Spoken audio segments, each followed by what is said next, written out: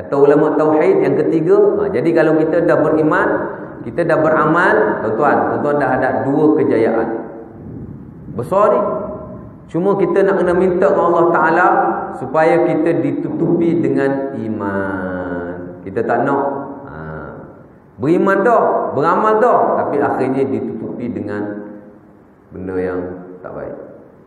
Berarti imam tadi baca doa, Allahumma khtimna bi husnil khatimah wa la takhtim alaina bi su'il khatimah. Itu tutupan yang baik. Nabi pun ajar doa, Allahumma ahsin aqibatana fil umuri kulliha wa ajina min khizyid dunya wa azabil akhirah. Kita ni ditutupi dengan tutupan yang baik.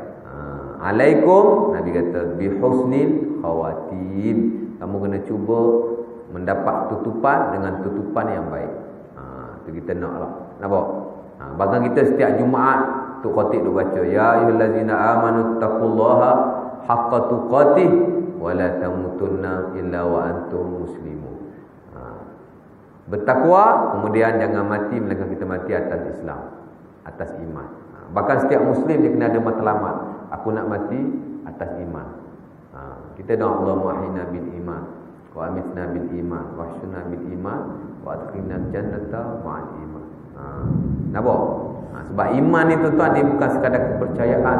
Dia iman ni adalah ibadah terbesar umat Islam. Ma'is tanya Nabi, ya Rasulullah, ma afdalul amal ilallah.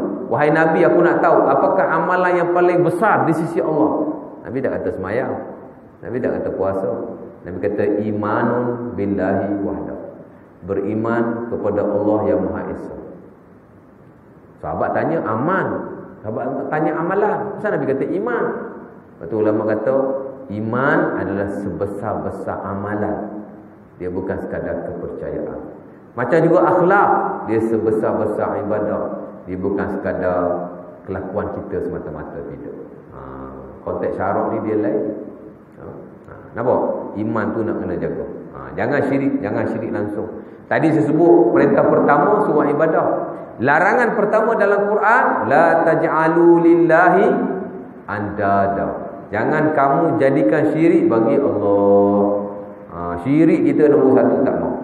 Kalau benda terlibat dengan syirik tak payah. Walaupun kadang-kadang dikatakan syirik oleh sebahagian, tak dikatakan syirik oleh sebahagian yang lain. Contoh azimat lah. Sebagian ulama kata syirik, bahawa ulama kata ada keharusan, lagi mana kita jaga akidah. Tak payah terlibat. Walaupun adalah kelonggaran. Ada kelonggaran. Nampak? Orang tanya Ibnu Abbas, azimat boleh azimat? Tulis Quran, bawa. Boleh jaga akidah.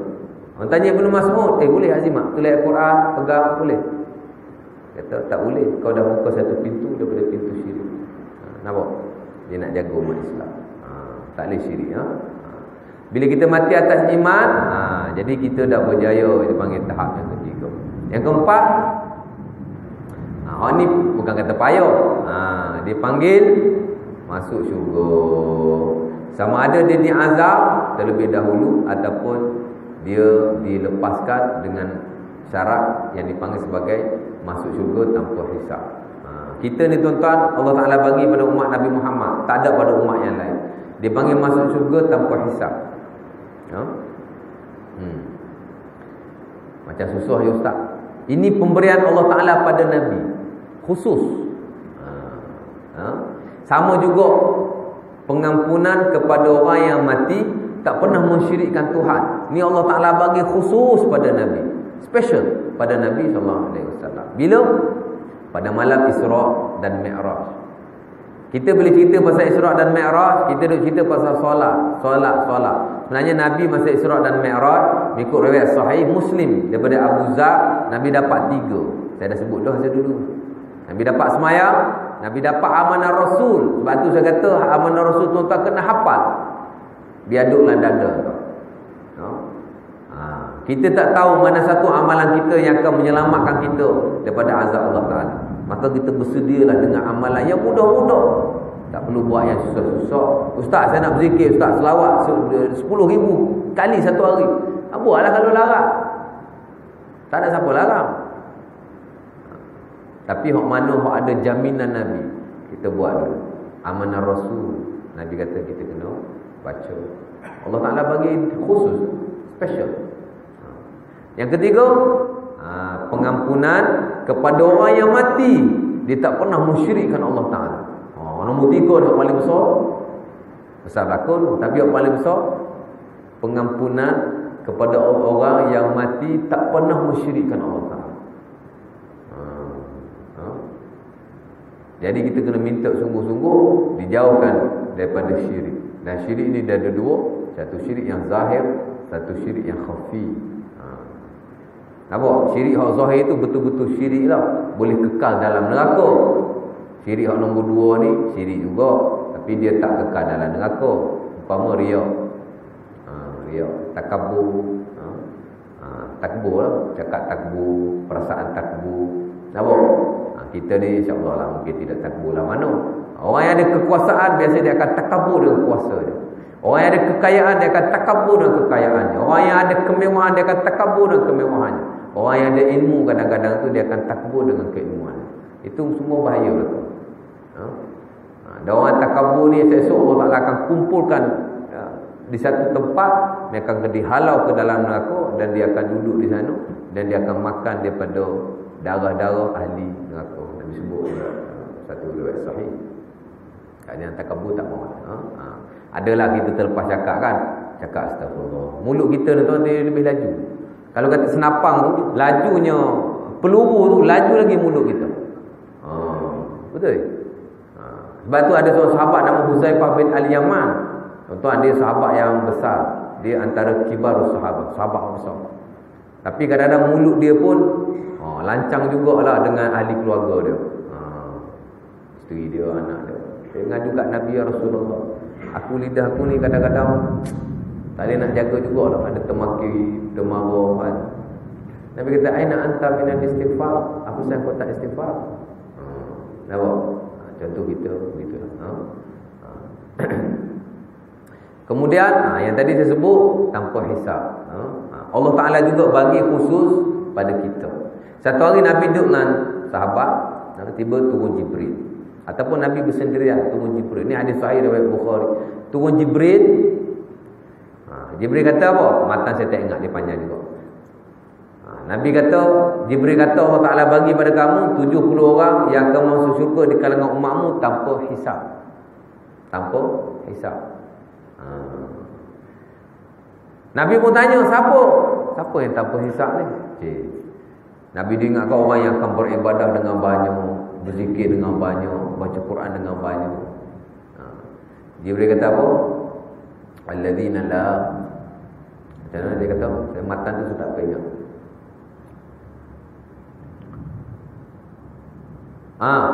Nabi kata alladzina la yarqun. Orang yang tidak, bila dia sakit, dia tak pergi berjumpa dengan orang yang menjampi dengan jampi yang syirik. Itu makna la yarqun. Nampak? Dia tak pergi cari orang-orang yang dia alladzi la yarqun, mana orang yang tidak berubat. Tapi bukan mana tak berubat, dia tidak berubat dengan jalan yang salah. Itu maksudnya. Pergi dia berbohong, pergi. Dia betul-betul percaya Allah Ta'ala bagi ni musibah kat aku. Dia sabar. Kemudian Nabi kata la yatatayyarun, dia tidak berputus asa. Dia tidak mengeluh. Satu hal juga. Pasal apa? Pasal dia tahu apa yang Allah Ta'ala bagi pada dia ni adalah kebaikan bagi dirinya. Allah Ta'ala kata apa? Allah Ta'ala kata inna azamal bala ma'a inna azamal jaza' ma'a izamil bala. Idza habballahu qauman ibtalahum. Allah Ta'ala ni dia nak bagi pahala yang besar, dia bagi musibah yang besar. Dan bila Allah Ta'ala suka pada seseorang, Allah Ta'ala akan uji dia. Faman sabara falahu sabar. Siapa yang sabar, Allah Ta'ala akan sabar dengannya. Faman sakhita falahu sakhat. Siapa yang marah, mengeluh, Allah Ta'ala akan mengeluh dengannya. Nabi kata la yatatayyarun, tak pernah berputus asa. Dia tahu dia ada Tuhan. Nampak? Sebab tu Nabi pernah sebut tuan-tuan, ada seorang hamba Allah Ta'ala ni, dia buat maksiat dia taubat, dia buat maksiat dia taubat, dia buat maksiat dia taubat. Hadis sahih riwayat Bukhari daripada Abi Hurairah. Nabi kata ada seorang lelaki, dia buat kesalahan, aznab zamban. Dia kata, ya Rab, ini asabtu zamban. Wahai Tuhan, ampunlah, aku ada buat dosa lagi. Allah Ta'ala kata, dia tahu ada Tuhan yang mengampunkan. Aku ampunkan dia. Kemudian tak lama dia buat lagi. Dia kata lagi, istighfar lah. Ya Rab, asabtu zamban akhar. Aku dah buat dosa lagi. Allah Ta'ala kata, alima anna lahu rabban yaghfiru zamba fa ana aghfiru lahu. Dia tahu ada Tuhan yang mengampun, aku ampunkan dia. Sampai Allah Ta'ala kata banyak kali kan, Allah Ta'ala kata, buatlah apa kau nak buat, aku akan ampunkan. Tapi bukan suruh buat dosa, dok itu. Tapi nak cerita betapa Allah Ta'ala ni Maha mengampunkan. Nampak? Cerita dia begitulah. Akhir sekali Nabi kata, wa ala rabbihim yatawakkalun. Orang yang akan masuk syurga tanpa hisab ni ialah orang yang tidak pernah berubah dengan jalan yang salah, orang yang tidak pernah berputus asa, dan orang yang benar-benar bertawakal kepada Tuhan. Tu orang masuk syurga tanpa hisab. 70,000. Nampak? Kita kadang-kadang beramal banyak ni bagus, tapi kena jaga juga. Pasal bila kita banyak berzikir, kadang-kadang kita rasa nak tersebut pada orang. Ni banyak berlaku. Bila kita rasa kita banyak baca Quran, kita rasa nak tunjuk ke orang, walaupun kita tak cakap dengan mulut, tapi rasa nak tunjuk je ke orang. Benda ni berlaku lah. Sebenarnya ala rabbihim yatawakkal. Orang yang benar-benar bergantung harap kepada Tuhan. Tafsiran kepada iyyaka na'budu wa iyyaka nasta'in. Kau yang aku sembah, kau yang aku minta pertolongan, yang aku bergantung. Nampak? Contoh dia begitu.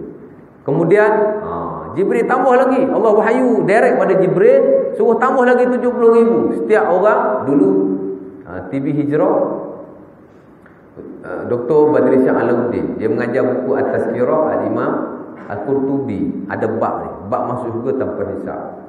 70,000 Allah Ta'ala bagi pada umat Nabi Muhammad masuk syurga tanpa hisab. Kemudian Allah Ta'ala tambah lagi special untuk umat Nabi Muhammad ni. Setiap orang dia boleh pula bawa 70,000 orang yang lain untuk masuk syurga tanpa hisab. Kalau kata, kalau kita kali 70,000 kali 70,000, 4 bilion tu. 4 bilion orang masuk syurga tanpa hisab. Ramai.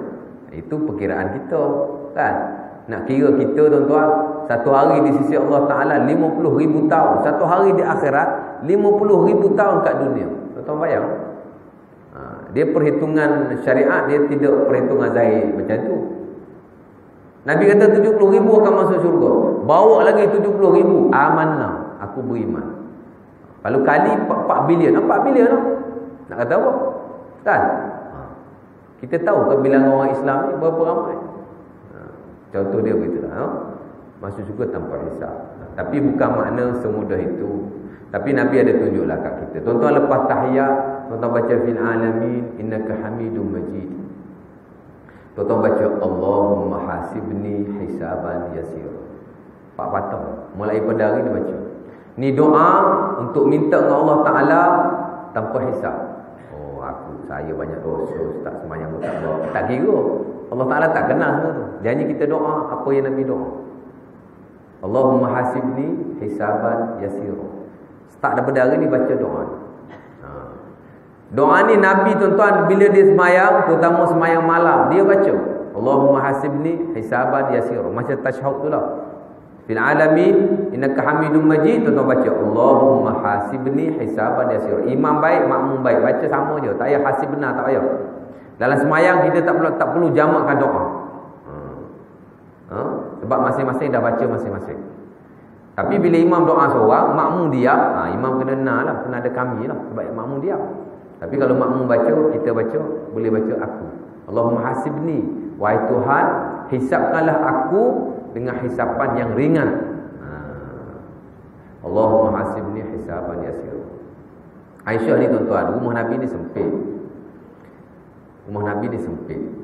Bila Nabi semayang, kadang-kadang kaki Aisyah melentang ke sujud, tempat sujud Nabi. Bila Nabi nak sujud, Nabi akan tepuk kaki Aisyah.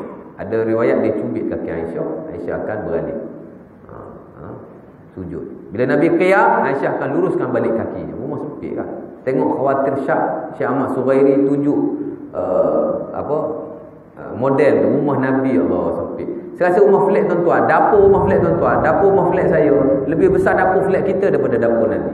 Rumah Nabi SAW. Sempit sungguh. Sampai Aisyah nak baring pun tak muat. Bila dia baring, kaki dia kena lurus. Dia tempat semayang Nabi dah tak ada. Nabi nak sujud, kena sujud atas kaki dia. Nabi tepuk kaki dia, dia beralih. Nabi sujud. Lepas tu semua ulama kata ni bab bersentuhan. Dia kata tak apa, Nabi sepuh Aisyah pun. Kadang-kadang Aisyah kan, dia jaga tidur, dia raba pun tersentuh kaki Nabi. Riwayat Muslim, dia sentuh kaki Nabi.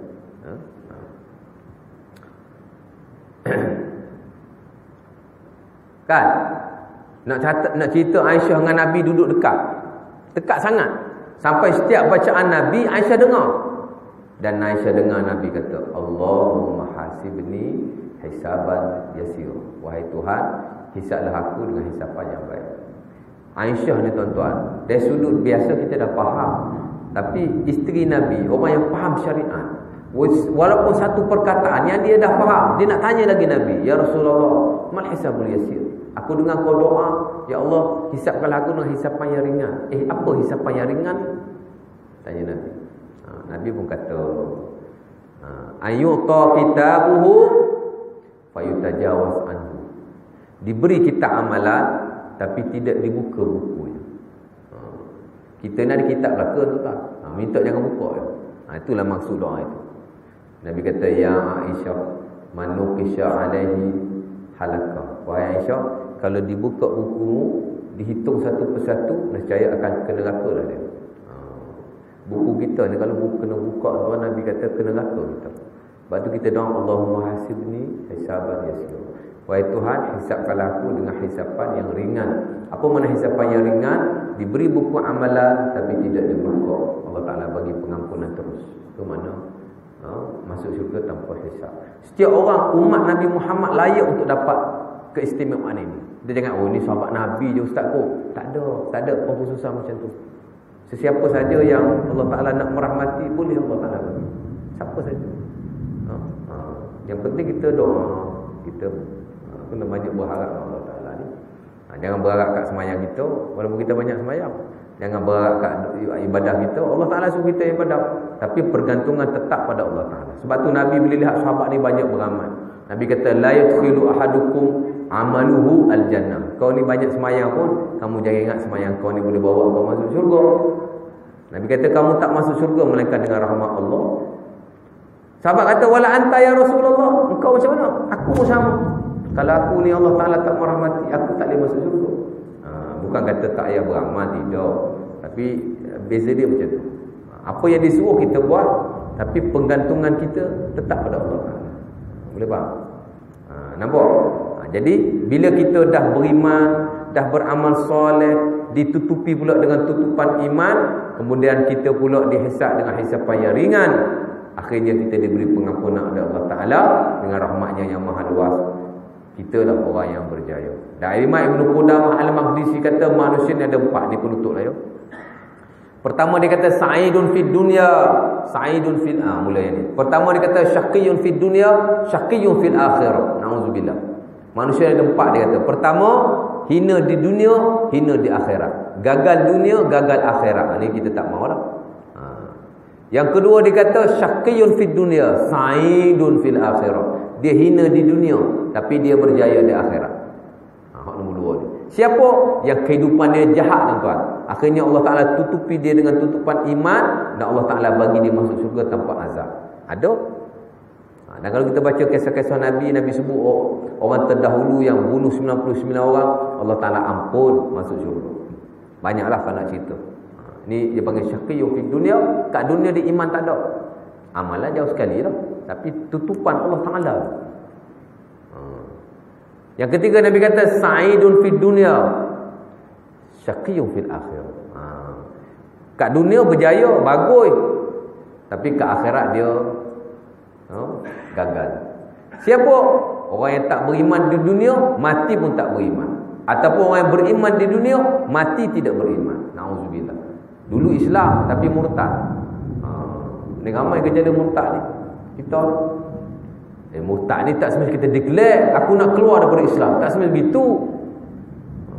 Rasa tak yakin dengan Quran, murtad. Rasa tak yakin dengan hadis Nabi yang sahih, disepakati kesahihannya, murtad. Kata Imam Al-Barbahari, la nukhrij ahadan anil Islam hatta idza radda ayatan min ayatillah atau hadisan min ahadits Rasulullah sallallahu alaihi wasallam. Kita tak boleh kata orang tu kafir melainkan setelah dia tolak satu ayat daripada ayat Quran ataupun dia menolak satu hadis daripada hadis Nabi sallallahu alaihi wasallam. Mana murtad? Tolak je murtad. Tak percaya satu huruf dia kata Imam Syafi'i. Tak boleh dah. Nampak? Akhir sekali, sa'idul fid dunya, sa'idul fil akhir. Mudah-mudahan kita bahagia dan berjaya dunia, bahagia dan berjaya di akhirat. Berjaya ataupun bahagia dunia ni bukan makna kaya tuan. Kita ni memanglah tak pakai mall, tak ada rumah banglo 500 juta. Tapi kita ni dah kira bahagia lah ni. Makan cukup, pakai cukup, tinggal cukup, suami cukup, isteri cukup. Kalau seorang isteri mungkin tak cukup lah, nak kena 4. Cukup belaka kan? Bahagia lah tu. Kemudian sa'id fil akhirah, bahagia pula di akhirat. Tapi pertengahan tu amat penting. Mana pertengahan tu? Kehidupan dunia, kehidupan akhirat, tuan-tuan. Dia punya intermediate dia, tengah-tengah dia adalah kematian. Itu kita punya climate tu. Climate manusia ni ialah ketika kematian yang menentukan kehidupan dunianya dan akhiratnya. Sebab tu Nabi pesan bila orang nak mati, laqinu mautakum la ilaha illallah. Laqinu mautakum la ilaha illallah. Tu hadis sahih Muslim daripada Abi Hurairah. Nabi kata, talqin orang nak mati dengan la ilaha illallah. Nampak? Nabi pun tuan ada seorang Yahudi ni, tutup lah. 2 kali tutup lah. Budak Yahudi tuan-tuan. Budak. Dia selalu bantu Nabi. Dia ni khadam Nabi, tapi dia Yahudi. Masa dia hidup, dia tak masuk Islam. Budak lagi lah, berumur belasan tahun. Masa dia hidup, dia tolong Nabi, tapi dia tak masuk Islam. Sampai dia sakit nazar. Nabi pergi jumpa dia. Nabi kata, ya ghulam aslim. Wahai budak, aku nak kau masuk Islam. Mengucap. Dia nak mengucap, dia takut kat bapak dia. Dia tengok bapak dia. Bapak dia kata apa? Nabi kata, ya bunai atik Abul Qasim. Bapak dia kata, wahai budak. Bapak dia pun Yahudi juga. Wahai budak, aku nak kau ikut kata Abu Qasim. Kalau sahabat Nabi, dia tak panggil Nabi Abu Qasim, tuan-tuan. Dia panggil Rasulullah.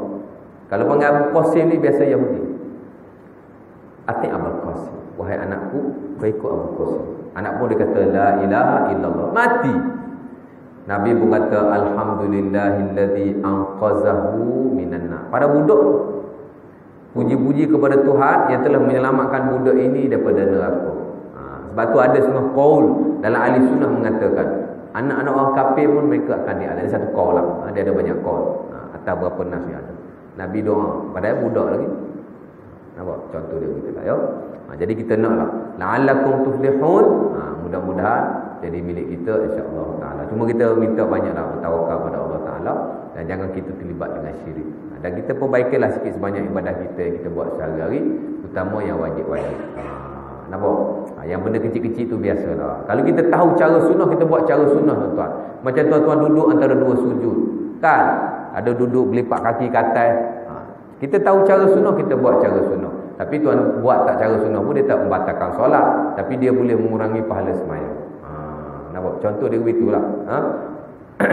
Dalam hal-hal lain lah. Tuan-tuan sembahyang, tuan-tuan tak tengok tempat sujud, tuan-tuan tengok depan. Tak ada masalah. Tak batal sembahyang, tapi dia mengurangi pahala sembahyang. Sama juga dalam hal-hal yang lain. Kan? Tuan-tuan berdoa, tuan-tuan tak angkat tangan, tak ada masalah. Tapi kalau tuan-tuan doa, angkat tangan, dapat doa ekstra, dapat pahala ekstra. Sama ada parang dada atau parang muka. Sama ada menadah tangan ke langit atau menadah tangan ke depan. Boleh berlaku. Ada naf berlaku. Contoh dia begitulah. Boleh. Boleh berhenti. Tuan-tuan tak apa, rumah dekat rumah jauh. Jadi saya mungkin setakat itu dulu. Kalau ada nak tanya lepas ni insya-Allah taala. Jadi saya dah tutup dah untuk ayat ini selama setahun lamanya. Mudah-mudahan kalau ada rezeki lagi kita akan mulalah episod kita dalam tafsir. Saya akan mulakan tuan-tuan tentang manhaj ulama dalam mentafsirkan Quran. Ada 4 manhaj. Kemudian kita akan terus kepada pentafsiran ayat yang pertama lah. Ataupun perkataan pertama dia bukan ayat. A'udzubillahi minasyaitonirrajim. Tapi dia satu zikir. Boleh. Jadi saya rasa pesan kita walaupun secara santai. Itulah, mudah-mudahan kita tahulah sikit sebanyak, kita dapatlah ilmu lah sikit sebanyak, mudah-mudahan. Saya berdoakan kepada tuan-tuan supaya dirahmati dan diberkati Allah Ta'ala setiap masuk. Dan mudah-mudahan kita ni ditutupi dengan tutupan iman, walaupun siapa kita, insyaAllah Ta'ala. Jadi mudah-mudahan kita dapat rahmat Allah Ta'ala. Qul qawli hadza astaghfirullahalazim li wa lakum. Assalamualaikum warahmatullahi wabarakatuh. Kita tutup majlis dah.